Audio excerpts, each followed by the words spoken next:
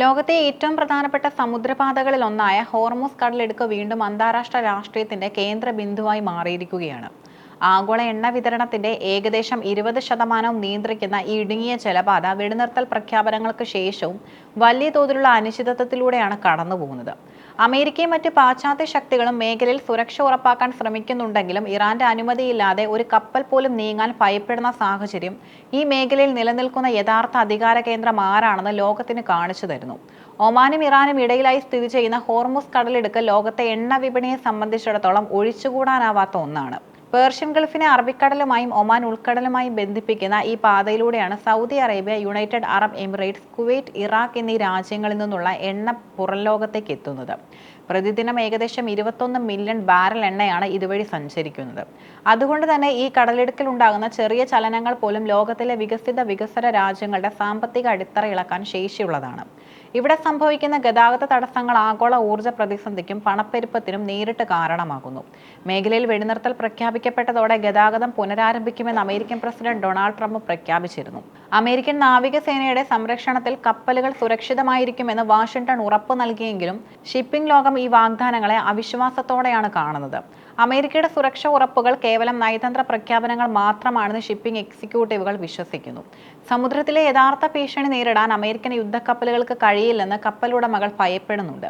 കടലിടുക്കിന്റെ സുരക്ഷാ ഉത്തരവാദിത്തം തങ്ങൾക്കാണെന്ന് ഇറാൻ ഉറച്ചു വിശ്വസിക്കുന്നു. ഇറാന്റെ IRGCയുടെ പച്ചക്കൊടി ലഭിക്കാതെ കപ്പലുകൾ മുന്നോട്ട് നീങ്ങുന്നത് വലിയ അപകടത്തിന് കാരണമാകുമെന്നും കമ്പനികൾ തിരിച്ചറിയുന്നു. ഹപ്പാങ് ലോയിഡ് പോലുള്ള ആഗോള ഷിപ്പിംഗ് ഭീമന്മാരുടെ കപ്പലുകൾ ആഴ്ചകളായി മേഖലയിൽ നങ്കൂരമിട്ടിരിക്കുകയാണ്. തങ്ങളുടെ ജീവനക്കാരുടെ ജീവനും കോടിക്കണക്കിന് ഡോളർ വിലമതിക്കുന്ന ചരക്കുകളും പന്താടാൻ അവർ തയ്യാറല്ല. കണക്കുകൾ പ്രകാരം സംഘർഷത്തിന് മുൻപ് പ്രതിദിനം 100-ലധികം കപ്പലുകൾ ഈ പാത ഉപയോഗിച്ചിരുന്നു. എന്നാൽ വെടിനിർത്തലിന് ശേഷം വെറും 2 ടാങ്കറുകൾ മാത്രമാണ് ഇതുവഴി കടന്നുപോയത്. 400-ലധികം എണ്ണ ടാങ്കറുകൾ ഇപ്പോഴും പുറത്തു കടക്കാൻ കഴിയാതെ കുടുങ്ങിക്കിടക്കുകയാണ്. അമേരിക്കയുടെ നയതന്ത്ര പരാജയത്തിന്റെ ആഴം ഇത് വ്യക്തമാക്കുന്നു. പാശ്ചാത്യ ശക്തികൾ നൽകുന്ന താൽക്കാലിക സുരക്ഷാ പദ്ധതികളെക്കാൾ ഉപരിയായി മേഖലയിലെ പ്രാദേശിക ശക്തിയായി ഇറാനുമായി നേരിട്ട് ധാരണയിലെത്താനാണ് മിക്ക കമ്പനികളും ഇപ്പോൾ താൽപ്പര്യപ്പെടുന്നത്. വെടിനിർത്തൽ വാർത്ത പുറത്തു വന്നപ്പോൾ ലോകം പ്രതീക്ഷിച്ചത് എണ്ണവില ഗണ്യമായി കുറയുമെന്നാണ്. എന്നാൽ ആഗോള വിപണിയിലെ ആശ്വാസം വെറും മിഥ്യയായിരുന്നു. കടലിടുക്കിലൂടെയുള്ള ഗതാഗതം പുനരാരംഭിക്കുന്നതിൽ ഇറാൻ കർശനമായ നിയന്ത്രണങ്ങൾ തുടരുന്നതോടെ എണ്ണ ലഭ്യത കുറയുമെന്ന ഭീതി വിപണിയെ പിടികൂടി. ഇതോടെ എണ്ണവില വീണ്ടും ബാരലിന് $100 കുതിച്ചുയർന്നു. അമേരിക്കൻ ഭരണകൂടം നൽകുന്ന അമിത ആത്മവിശ്വാസം വിപണിയെ തെറ്റായ വഴിയിലേക്ക് നയിക്കുകയായിരുന്നുവെന്ന് സാമ്പത്തിക വിശകലന വിദഗ്ധർ ഇപ്പോൾ അഭിപ്രായപ്പെടുന്നു. സത്യാവസ്ഥ തിരിച്ചറിഞ്ഞതോടെ നിക്ഷേപകർ ആശങ്കയിലാവുകയും ഇത് വിപണിയെ കൂടുതൽ വഷളാക്കുകയും ചെയ്തു.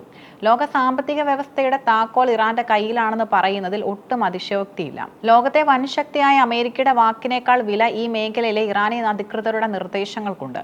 ഏത് കപ്പൽ പോകണം, ഏത് കപ്പൽ തടയണമെന്ന് തീരുമാനിക്കാനുള്ള പരമാധികാരം തങ്ങൾക്കുണ്ടെന്ന് ഇറാൻ തെളിയിച്ചുകൊണ്ടിരിക്കുന്നു.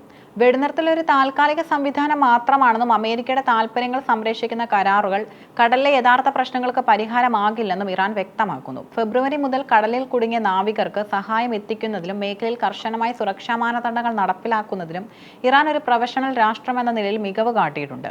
മേഖലയിലെ മറ്റ് പ്രധാന രാജ്യങ്ങളും ഷിപ്പിംഗ് കമ്പനികളുടെ ആശങ്ക പങ്കുവയ്ക്കുന്നു. സൗദി അറേബ്യ ആസ്ഥാനമായുള്ള തിങ്ക് ടാങ്കുകൾ പോലും വ്യക്തമാക്കുന്നത് കപ്പൽ ഉടമകൾ റിസ്ക് എടുക്കാൻ തയ്യാറല്ല എന്നാണ്. അമേരിക്കയുടെ സൈനിക മേൽക്കോയ്മയേക്കാൾ ഇറാന്റെ പ്രാദേശികപരമായ തന്ത്രപരമായ സ്ഥാനത്തിന് അവർ മുൻഗണന നൽകുന്നു. തങ്ങളുടെ അതിർത്തിക്കടുത്തുള്ള സുരക്ഷാ കാര്യങ്ങളിൽ ഇറാന്റെ അനിവാര്യത പാശ്ചാത്യർക്ക് അംഗീകരിക്കേണ്ടി വന്നിരിക്കുകയാണ്. വെടിനിർത്തൽ നിലനിൽക്കെ തന്നെ ഇസ്രായേൽ അത് ലംഘിച്ചുവെന്ന റിപ്പോർട്ടുകൾ പുറത്തുവരുന്നത് സ്ഥിതിഗതികൾ കൂടുതൽ സങ്കീർണമാക്കി. നീതിരഹിതമായ ഇത്തരം ആക്രമണങ്ങൾക്കെതിരെ ശക്തമായ നിലപാടെടുക്കാൻ ഇറാൻ തീരുമാനിച്ചതോടെ കടലിടുക്കിലെ നിയന്ത്രണങ്ങൾ വീണ്ടും കടുപ്പിച്ചു. അമേരിക്കയുടെ തന്ത്രങ്ങൾ പരാജയപ്പെടുന്നിടത്ത് ഇറാൻ തങ്ങളുടെ രാഷ്ട്രീയ മേധാവിത്വം ഉറപ്പിക്കുകയാണ്. യുദ്ധത്തിന് മുൻപുള്ള സാധാരണ നിലയിലേക്ക് കപ്പൽ ഗതാഗതം തിരികെ കൊണ്ടുവരാൻ മാസങ്ങൾ എടുത്തേക്കുമെന്നാണ് സാമ്പത്തിക വിശകലന വിദഗ്ധർ മുന്നറിയിപ്പ് നൽകുന്നത്. ഈ പ്രതിസന്ധി ലോകത്തിന് നൽകുന്ന പാഠവും ലളിതമാണ്.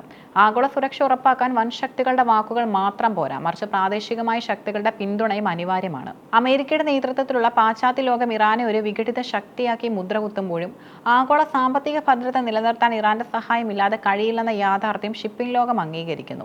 നയതന്ത്രപരമായും സൈനികമായും ഇറാൻ ഈ ജലപാതയുടെ മേൽ പുലർത്തുന്ന നിയന്ത്രണം അജയ്യമായി തുടരുന്നു.